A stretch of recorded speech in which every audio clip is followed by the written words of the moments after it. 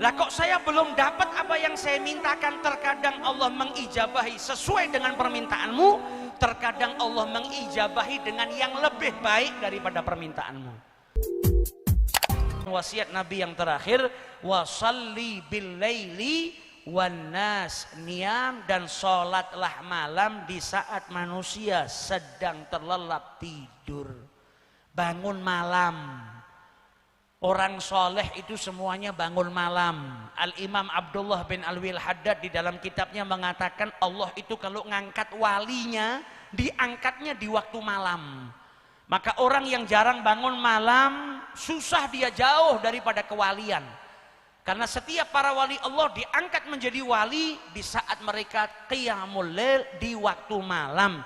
Para kekasih Allah adalah orang yang menghidupkan malamnya untuk berdua-duaan dengan Allah Subhanahu wa ta'ala. Allah Subhanahu wa ta'ala berfirman kepada Nabi Allah Dawud alaihi salatu wassalam, ya Dawud, wahai Dawud, kadzdzaba man yadda'i mahabbati wa idza jannahul lail nama anni. Kata Allah Subhanahu wa ta'ala, wahai Dawud, sungguh berdusta orang yang mengaku cinta kepadaku, tapi kalau datang waktu malam dia malah tidur meninggalkanku. Kalau ada orang ngaku cinta sama kekasihnya, kekasihnya datang ditinggal tidur, bukan cinta. Di setiap sepertiga malam Allah paling dekat dengan hambanya di waktu malam. Allah menyerukan kepada hambanya, hal min mustaghfir, ada ndak yang mau ampunan saya berikan? Ada tidak yang mau taubatnya diterima, saya terima taubatnya. Ada tidak yang punya hajat, saya kabulkan hajatnya. Itu setiap sepertiga malam Allah tawarkan kepada hambanya tiga hal. Yang mau ampunan saya ampuni, yang mau taubatnya diterima saya terima, yang punya hajat apapun saya berikan hajatnya. Kalau ada orang yang tidur di sepertiga malam, tidak bangun malam, itu tandanya dia nggak butuh ampunan.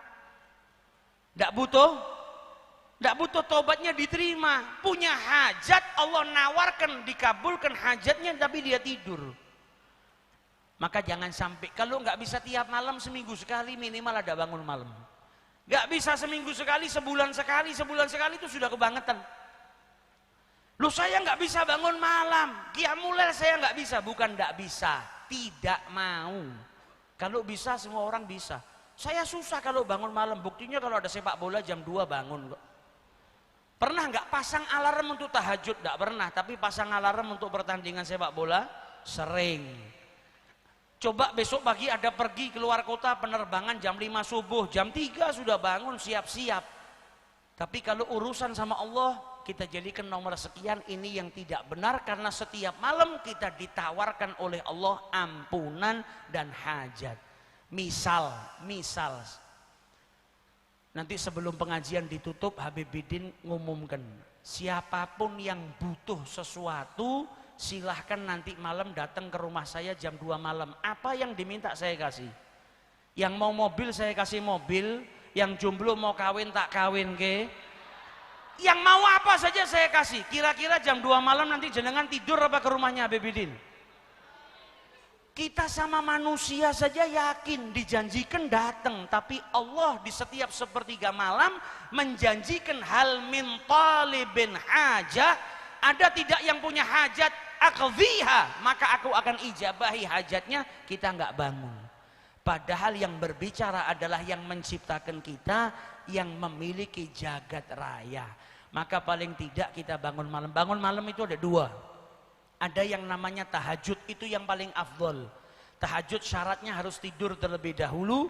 Kalau sudah tidur bangun dia bisa sholat tahajud. Tapi kalau tidak tidur dia beribadah di malam hari, namanya qiyamul lail. Jadi orang yang tahajud dia dapat tahajud dan dapat qiyamul lail. Orang yang nggak pakai tidur dia hanya mendapat keutamaannya qiyamul lail. Kalau sholat tanpa tidur ya sholat qiyamul lail. Jadi qiyamul lail itu dengan amal ibadah apapun. Sholat qiyamul lail, bangun malam, tergolong sebagai orang yang membangun malamnya untuk beribadah. Maji Quran sama, istighfar sama, tergolong qiyamul lail. Bahkan baca kitab-kitab yang mengingatkan kita kepada Allah itu juga bagian daripada qiyamul lail. Jadi kalau tidak bisa sholat saya ngantuk, minimal istighfar. Bangun jam 2 malam, ngelilir, astagfirullahaladzim, astagfirullahaladzim, astagfirullahaladzim, tidur lagi. Sudah tergolong sebagai qiyamul lail karena dia bangun di waktu malam untuk apa? Untuk beristighfar. Mau ngaji Quran, ya Allah badan tidak kuat, sudah ngantuk, baca qul huwallahu ahad, tergolong sebagai orang yang qiyamul lail. Lah kalau saya nggak bangun, lah manusia kan pasti tidur, kadang ada bangunnya jam 2 kebelet mau ke belakang. Bangun ke belakang, dari belakang jangan langsung balik ke kasur tidur, minimal di kasur baca subhanallah, subhanallah, subhanallah, tidur. Berarti dia bangun malam berzikir kepada Allah subhanahu wa ta'ala. Tapi jangan tiap malam seperti itu, harus ada sholatnya, diusahakan minimal berapa hari sekali. Jangan tiap hari cuma istiqomahnya guru subhanallah ping telu, ndak ada peningkatannya. Apalagi bangun malamnya cuma kencing dok. Tiap malam bangun jam 2 malam nguyuh. Nah ini malaikatnya bingung, dicatat di buku amal catatannya istiqomah nguyuh.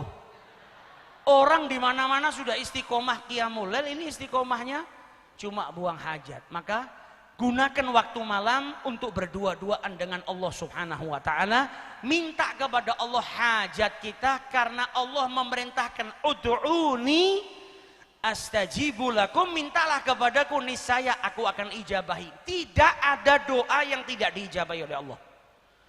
Loh saya sudah berdoa kepingin jadi orang kaya kok tidak diijabahi sama Allah. Setiap doa diijabahi oleh Allah, nggak ada doa yang tidak diijabahi. Lah kok saya belum dapat apa yang saya mintakan? Terkadang Allah mengijabahi sesuai dengan permintaanmu, terkadang Allah mengijabahi dengan yang lebih baik daripada permintaanmu. Engkau minta kaya, misalnya kepingin, ya Rabb saya kepingin tahun ini saya dapat rezeki sekian, atau pekerjaan ini tembus jadi punya saya.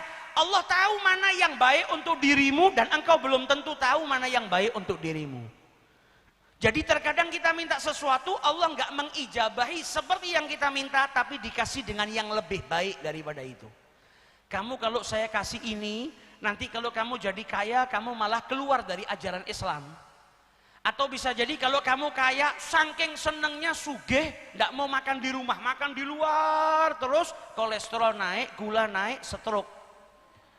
Akhirnya apa? Sugih nggak ada manfaatnya, stroke. Atau engkau diberi kekayaan, anakmu hidup bergelimang harta, terjerumus narkoba, terjerumus perbuatan kriminal.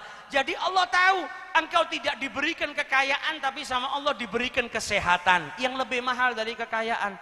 Engkau saat itu nggak diberikan kekayaan, tapi Allah berikan anak-anak yang soleh solehah. Jadi setiap doa diijabahi sama Allah, terkadang diijabahi sesuai dengan permintaanmu, terkadang diberi dengan yang lebih baik daripada permintaanmu. Ibarat kata supaya mudah dipahami, anak kecil yang sakit batuk. Kita punya anak masih kecil, batuk pilek luar biasa. Pulang dari dokter dia ngelihat ada orang jual es krim, nangis minta.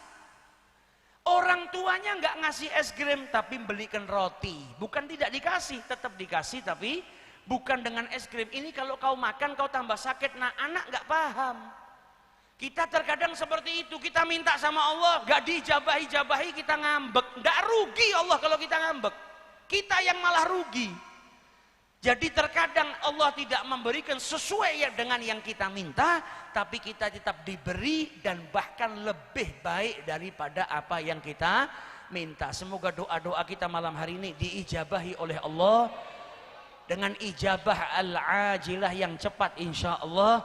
Dan semoga doa-doa kita diijabahi, hajat-hajat kita dikabulkan oleh Allah subhanahu wa ta'ala, keluarga kita dijaga oleh Allah, anak-anak kita, istri-istri kita, suami-suami kita, ibu dan bapak kita dijaga oleh Allah subhanahu wa ta'ala. Amin ya rabbal alamin. Dan